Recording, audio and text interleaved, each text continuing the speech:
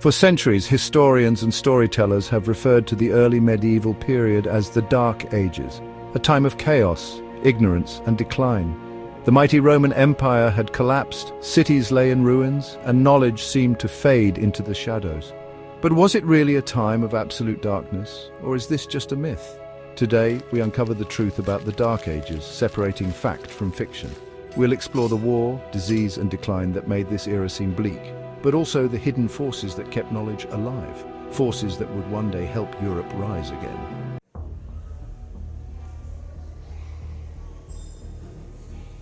The story of the Dark Ages begins in 476 CE, when the once mighty Western Roman Empire finally fell. For centuries, Rome had been the center of civilization, a vast empire stretching from Britain to North Africa, its roads, laws, and trade networks connecting distant lands. But by the 5th century, this empire was crumbling. Repeated invasions from Germanic tribes like the Visigoths and Vandals weakened Rome. And when the Germanic chieftain Odoacer deposed the last Roman emperor, Romulus Augustulus, the empire in the west was no more. Without Roman rule, Europe fragmented into smaller kingdoms. There was no longer a powerful central government to enforce laws, protect trade routes, or maintain the vast network of cities and roads. Chaos followed. Cities that had once been thriving centers of commerce and culture shrank, some even abandoned as people fled to the countryside for safety. Long-distance trade nearly disappeared, and for many, life became a struggle for survival.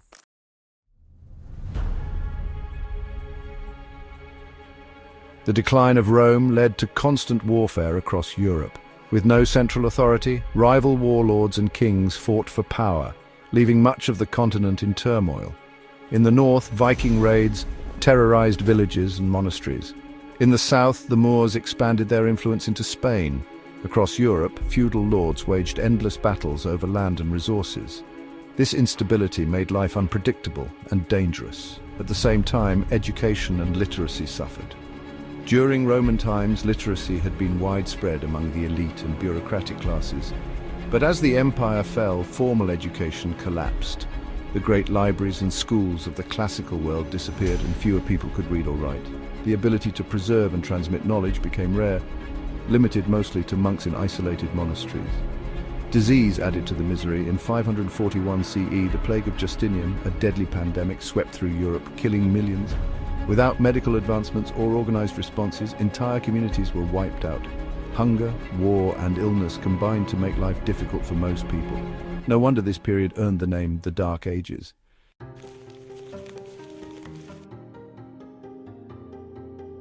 Despite the hardships, knowledge was never truly lost. In fact, it was carefully preserved and even expanded in unexpected places.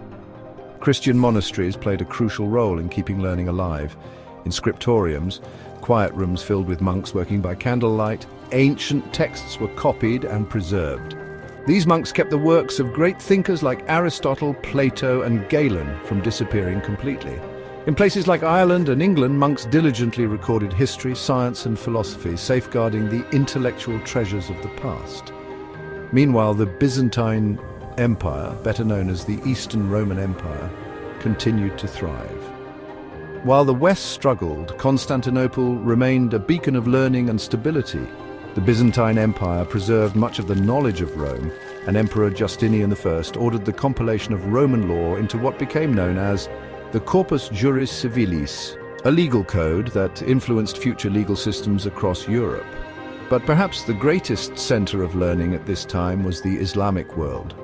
While Europe endured war and decline, the Muslim caliphates of the Middle East and North Africa flourished. Scholars in Baghdad's House of Wisdom translated Greek, Persian, and Indian texts, ensuring that ancient knowledge was not only preserved but also expanded upon. Mathematician Al-Khwarizmi laid the foundations for algebra, while Avicenna wrote medical encyclopedias that would later be used in European universities. The works of these scholars would eventually find their way back to Europe, helping spark the Renaissance centuries later.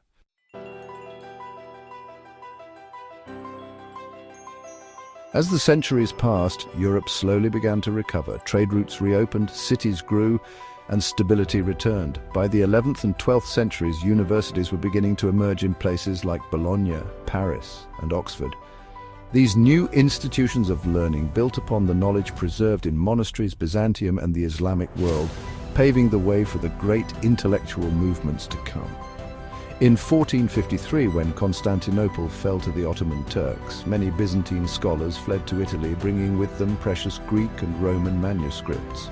This influx of knowledge helped ignite the Renaissance, a period of rebirth that would transform Europe forever. Science, art, philosophy, and literature flourished once again, and the so-called Dark Ages came to an end.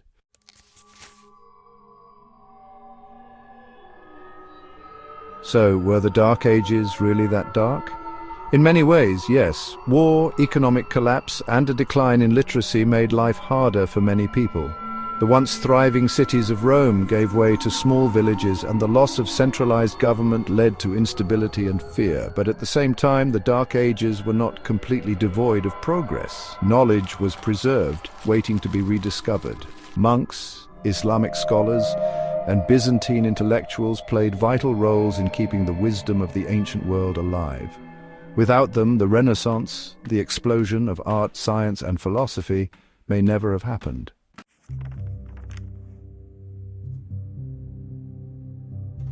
What do you think? Were the Dark Ages truly dark, or have we been misled by history? Let us know your thoughts in the comments below. If you enjoyed this deep dive into history, don't forget to like, subscribe, and hit the notification bell so you never miss an episode. See you in the next one.